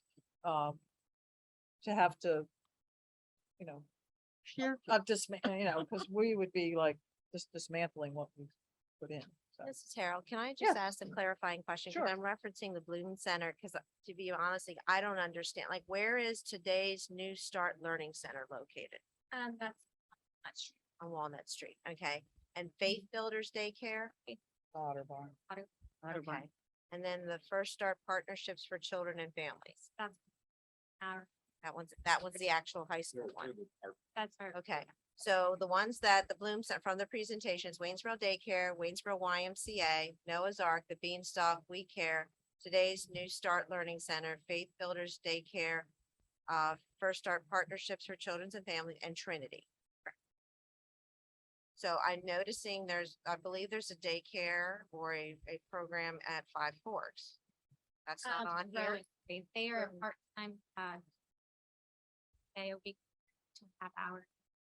So they're not, So that's a nursery school. At this time, no, they're. but that's why I was They're confused, much because Trinity, larger, kind of Trinity, nursery developed school. based out of but Trinity. Trinity's on this list, so I don't know. I had spoken to Trinity about it just out of curiosity. Private, whereas growing is like a base out. Okay, so the 9 that were in the presentation are the 9 that they're looking at it from a pilot perspective. Correct. I think that from that, the Waynesboro would start this and other these. Go ahead. So, okay, and Dr. Klein made a mention too about like Broad Fording. Broad Fording we would have to transport there. If it's a pre-K counts thing, or as long as it's within our schools. I mean, I don't know how you predict who's gonna go where. It's, the day before school starts, you can have somebody enroll somewhere else. But I think my concern is the cost that we've just reduced because of what we did with the redistricting will be right back on it. Especially with cost of transportation. So, okay, so my suggestion is then, we will act on this. I'll take a poll of the board to see, if you're ready in 2 weeks to actually vote on it. And if not, we can discuss more. Obviously, talk to Mr. Holtzman, transportation guy, Dr. Klein, whoever, any board member to get more information. Call Eric up. A little more info maybe on which of those 9 daycares has a before and after school program currently. Some kind of little synopsis of Yeah, what's well, where. A little more Okay. info for us. Okay. It would also, Erica, I didn't want to create problems. I just see just lots of red flags here. Being, even though it sounds like a wonderful program. Well, nobody's disagreeing with the program. No, I don't think. I don't we think like so the either. program. It sounds great. Yeah, it's just We just have our to figure part out in it. Yeah. transportation, yeah. Eric, just a thought, as I sit here longer and think through this, through the grant, if, let's say all 9 would take, pre-K counts class, they would. Some of that money from pre-K counts, because it's not a small sum if they have a number of classes pre-K counts, but if they were to take a number of them, would there be any of that money used to be put together from the pre-K counts? Because I'm trying to think of a way of how could this be done without private schools and others being, being able to come in and say, we want that transportation too. Could any of that money be earmarked or put towards transportation that grant is actually paying either us or the bus contractors transport, if we can even get that transport, or pay for buses to do that? My understanding when I go to guideline, it's not allowed. Okay, so if everybody's, Just one more thing. okay, But but if every daycare took a classroom, that would open up a lot more classrooms. Oh, never mind. All right, I figured out what I was gonna ask you. Yeah, I figured it out, yeah. okay, so again, what I'll do is I'll, in a week or so, I'll see if everybody wants to put this back on to vote on it, or feel like there should be more discussion, or that's all right, with everybody? Yeah, I mean, I think for, and I'm just gonna speak for, for Waynesboro daycare. I mean, it's this year that the board can decide. I mean, just for the people that were, we only have one board member that wasn't there last year, but, Waynesboro daycare had transportation to Fairview previously. The district took that away. We have those students that go to Fairview. We borrowed the YMCA's bus this year, take those kids to Fairview. We don't have that bus connection. So based on the decision that's made, those students that go to Fairview, we will need to contact them and tell them to find other areas of care. And right now, the other centers haven't opened. So. Where they change schools. They can't change schools. We don't have open enrollment or attendance exceptions. My granddaughter went from going to Fairview to going to Summit. That's being grandfathered out. Oh, it is. Okay. So, I mean, that's really what happened with that. And that's the problem we created by not allowing attendance exceptions. That's what happened before. Those kids had an attendance exception. Some of those kids, you know what I'm saying? But now they have to go to their homes. They have to go to their home school. It's rolling up. So in third grade, be third grade, fourth grade, and fifth grade. Right. Yeah, so But like, eventually it'll be gone. according to the policy, that's how we wrote the policy. So a kid, at one point. But I it was don't think paid my upon- daughter asked for her to be moved. I think she was told that they needed to move. That's called redistricting. They just But it just happened this past year. So. So I don't know about that one, but ultimately, After- the way our policy reads right now, if you're a child going into third grade, fourth grade, or fifth grade, you have the option of asking for an open enrollment. But again, we don't make those decisions until we know where our attendance is going to Right. be in those specific schools, and then parents do have to provide their transportation. Right, to that that's the school. key. Parents have to provide So we make that transportation decision if by they're July going to a different 20th. school.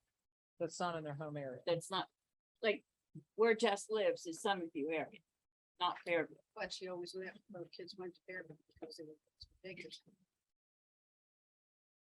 For school or for after? These were school. Well, I don't know. We'd have to, I don't know where she lives, but I don't, yeah, We'll have to look at I know that. there was a period of time when I was at Hooverville that Waynesville Daycare only serviced to Summit View and Hooverville. However, because we had a very large kindergarten classroom at Fairview, and I believe it was before Dr. Moyer was here, we established a bus route from Fairview that Mrs. Eberhardt would probably, we added like it was a seventh kindergarten classroom that year. And so what happened is that's when we added the Fairview, like in the past, it would not go to Fairview, but then that existed, I guess, up until the time we redistricted. So that's when that transportation ended for Fairview students. I guess I still like, in my head, I still have questions about bus routes and vans and like all that stuff. And I know that Mr. Holtzman knows a lot of this stuff, but I kind of think that Okay. Miss Bear probably knows. I mean, that's what she does. But, and I think this is, I appreciate that. I think Ms. Bear knows, has a great deal of knowledge on this, but I think part of it is we need to understand what the board desires or what the goals are. So if the goal is that any elementary student can go to any Bloom Center in the district, and we would have to know that to try to figure out where we would have to shuttle students, because you would have then students from any elementary going to literally any daycare. Or if the board wants us to transport pre-K students, which does open up a lot of other aspects, something we probably would have to visit with our contractors, because Well, historically. I they don't think we're even transport talking pre-K. about that at this point. Okay. I mean, I certainly don't think we're talking about pre-K. Yeah, I have reservations. They just. Yeah, I mean, I think one Not the step here. concept, but if Yeah. they, but Yeah. the results. But, okay, so what I'm saying though is, like, you're saying, we gotta give you direction. And I'm saying, I need more information before I can give direction. Like, I need to hear, like, is this going to mean we're gonna have vans again? Is this gonna mean, I mean, not that we don't have vans, but is this gonna mean more bus routes? Because, But you don't, I don't know how he can know that. no, How can he know, or Missy, where everybody But- wants to but he go? would know a whole lot more than I would know. Yeah, I mean, he could make a better guess than we can, but I think that would be a very difficult thing to be able to say with Right, because it certainty. will vary. I mean, certainly it'll vary at all times. It, you know, in the past, the expectation was that any student, almost within reason, to certain extents, you know, we had a lot of shuttling going on because of class sizes and things of that nature, but also daycare. So a lot of students could be going to anywhere in the district, no matter where they live. And that requires shuttles. There's really not another way to do it without doing some level of shuttles.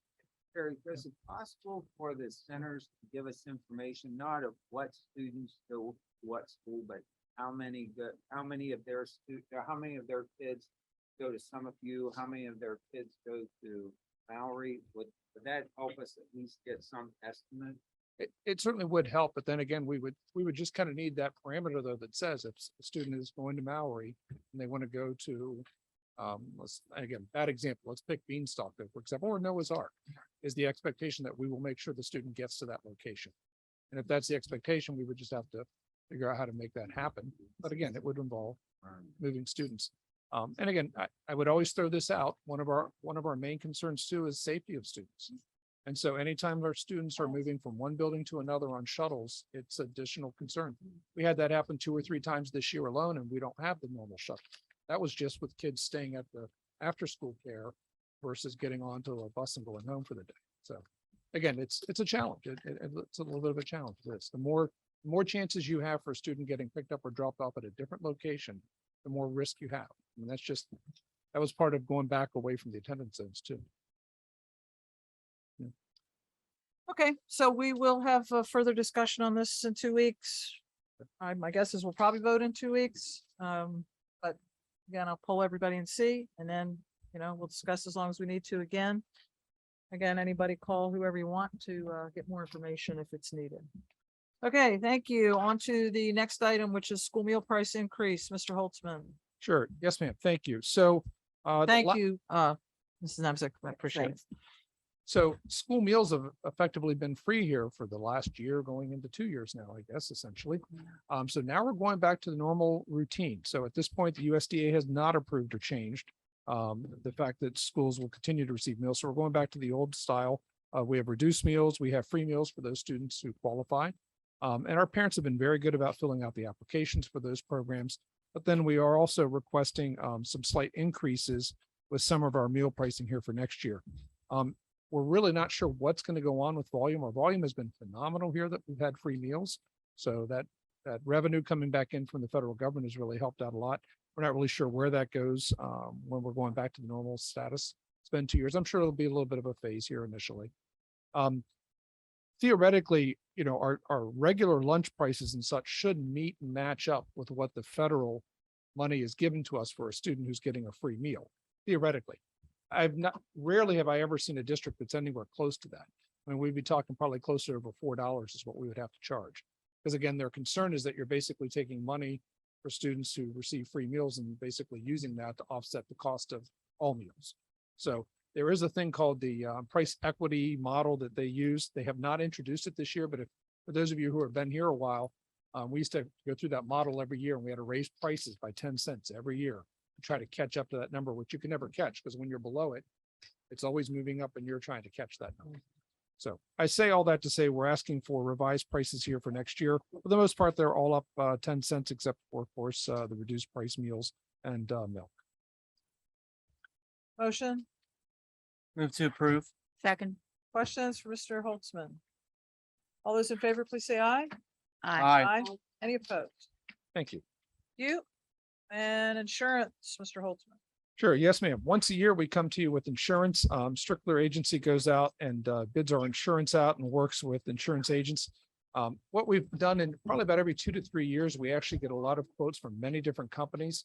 What we have almost always gone back to is gone back to CM Regent. And the biggest reason is, as we put some information out there in your memo, is that there's a couple really big ticket items out there that CM Regent covers really well. And I would always say these are the most rare events that could ever happen. But for example, they would cover for $100 million if you had an earthquake, whereas the other ones are cover $5 or $10 million. Again, the chances of that happening, very slim. But things such as mold and fungus, which certainly can happen in Pennsylvania schools pretty quick. A lot of the other companies only cover $15,000 compared to $250,000 for CM Regent. And there are some other items here too as well. There's a big difference with educators' legal liability with IEPs, which again is always a concern. The coverage with CM Regent is significantly better. For our property insurance, we're actually covering, it's $166 million worth of assets. So that's what you're protecting when you do that. So when you think about that as your house, that might be $200,000 or $300,000 in terms of rebuilding and such. They're estimating that it would cost about $166 million to replace all the district's assets. Not that you would have an event that would affect all of your assets at one time. It covers all 21 vehicles. We also have $5 million of educators' legal liability. That's liability for anybody in the district. In terms of any actions that happen here. And then we also have cyber. The cyber has risen rather dramatically, unfortunately, and that's just an indicator of what's been happening out there in the markets. The amount of cyber crime that's out there, a lot of districts, you've heard of some of them going out and grabbing data or keeping your data and information kind of hostage, so to speak, and you have to pay to get it removed. So they've had a lot of problems with cyber. We've took a lot of steps. We have the multi-factor authentication for all of our employees now. That has kept our insurance in check a little bit. In fact, a lot of the insurance companies won't insure you with cyber insurance unless you have multi-factor authentication. I know Mr. Erickson and his team did a great job last year, I think with about 3 weeks notice.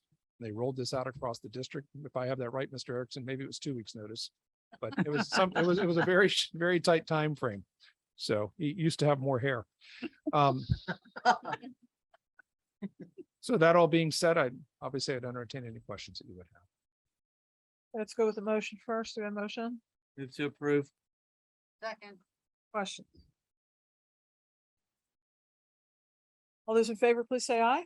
Aye. Any opposed? Thank Okay. you. Roll on into financial, Mr. Holtzman. Sure. Yes, ma'am. If it's all right with you, I'll run 1 through 4 if that's Please do. acceptable.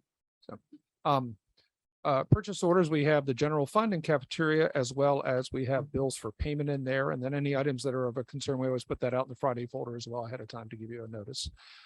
We also have just a budget income expenses line there. Our federal money is really starting to roll in now. This is that ESSER money. We apply for that quarterly. So as we've been spending money against ESSERs, that comes from, for example, we are paying the bus drivers $2 more an hour, paying our employees $2 more an hour from last year that rolled over. The stipend that was part of the collective bargaining agreement, all those types of things, some of the positions we have. As we incur those expenses, then we get the revenue about a quarter later. So we're starting to really see that roll in now. We also have some upset sales. Those are basically tax sales where there was no one interested in the property and they just kind of work through a process. So eventually they get somebody that will buy the property, put it back on the books to go ahead and continue paying taxes. And then last, we have tax collector deputies. So our tax collectors are supposed to assign deputies. That's probably a good improvement that the state required many years ago. Previous to that, and I know Ms. Straight probably can answer that. I'm trying to remember what year, but it wasn't that long ago when you did not actually have to appoint a deputy. So, God forbid something happened to the tax collector, there was nobody to kind of step into those shoes. So we do appreciate the fact that our tax collectors take the time to appoint deputies and have people that could take over that process should something happen. Hopefully it never happens and we continue on. Motion? Move to approve items 1 through 4 in financial business. Second. Questions for Mr. Holtzman? All those in favor, please say aye. Aye. Aye. Any opposed? Thank you. Okay, well, Dr. Sternheim, you have to pitch in for Dr. Klein here, if there's any Clayton cabinet comments. I don't know if Dr. Royer was gonna mention it, because I know she was helping out. The Alma House had a yard sale on Friday, and so. Wow. Oh, that's really nice. Wonderful. Oh, I wish I would have been here. Stop by.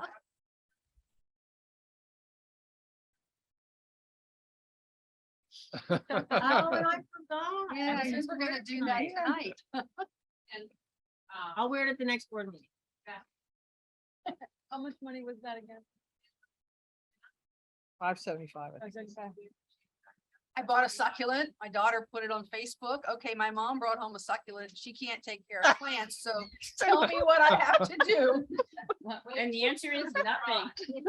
Absolutely nothing. Yeah, let it go and let it get light. Sitting in the kitchen window, but yeah, she put it on Facebook. So I also wanted to recognize that the high school had their awards assembly. I believe they awarded 130,000 plus in scholarship. Scholarships. That was last week. We did the new educator reception, formally recognizing that our new educators got through the induction program.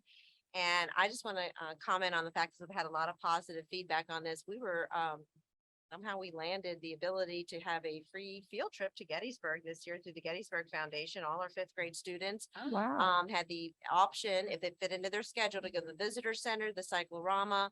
They paid for the transportation, and they also provided a box lunch. So Wow. I'm hoping we can Nice. continue to tap in. I went to Gettysburg a number of years with the elementary group, but we've never been able to do all that in one trip. Yeah. What schools were? All of them. Yeah. Yeah. Elementary. Formats. That's great. We went in the pouring rain. I mean, it just was torrential. And the bus was leaking right down my neck. So, like, by the time, it was warm though, it wasn't cold. And so by the time we got home, we were all completely soaked, but it was fun and the lunches were fabulous. They really were. I was very fabulous. impressed by the choices that they provided, and I was like, wait, we get lunch with this too? So a big kudos to my principals and my fifth grade teachers for organizing it, because it was basically an email Dr. Klein forwarded to me, and I'm like, wait, am I reading this right? Yeah, we're in. So So and it so was really nice and thank you for doing that. well, Kids like I loved said, it. I started the coordination, and then I said to one of the fifth grade teachers, if we want to be invited back, it might be nice if we write some thank you notes. So I'm gonna That's try to good. get them on board for next year as well. I also want to say that I went on an institute, the institute Mhm. field trip, a couple weeks before that. And it was wonderful. It was one of the best, and I'm been on probably, I don't know, 1,000 field trips, and maybe it feels that way. But it was really, really well done. I was so impressed. It was up at Monterey Pass. Mm. But every single section, like they moved down to the minute and everything was covered. It was really, really a well done field trip. So just saying that all the curriculum is rewritten now. Tammy did it. So it's good curriculum. I was And our looking mid- over it. and I our was middle super school students impressed. Are participating as well. Huh? Middle school students are participating as well. At Yeah. one point, middle school was not included, but they are. Yeah, Karina went on Friday and she loved it. So field trips, We're back. we're back. That's Hooray. Nice. Okay, anything else? Okay, any board member comments? Yeah, me. Yes. I want to talk about last Friday and what the middle school Burro Bravos and the jazz band. They were transported up to Hershey to Palmyra to perform in the music in the parks. Both groups received a rating of excellent and were first place in each of their divisions. And then for the rest of the day, the kids spent the day at Hershey Park. Oh, A nice. student named Kieran Clay received an individual award for excellence in accompanying on the piano while playing with the jazz band. My grandson was in the jazz band. They had T-shirts made up that they wore. They sold sandwiches a couple weeks ago to raise money for this trip. And I just want to kudos to the middle school for Good. putting this together and taking those kids last Friday. Mhm. And they had a beautiful day weather wise too. Unlike the week before, yeah. Anybody else? Yeah, or this Friday. Okay, there's nothing else for anyone? Okay, then, do we have a motion to adjourn? We are gonna go to executive session for personnel Move to issues. adjourn. Thank you. Second. Second, Dr. Royer, all those in favor, please say aye. I Aye, any opposed? Thank you very much.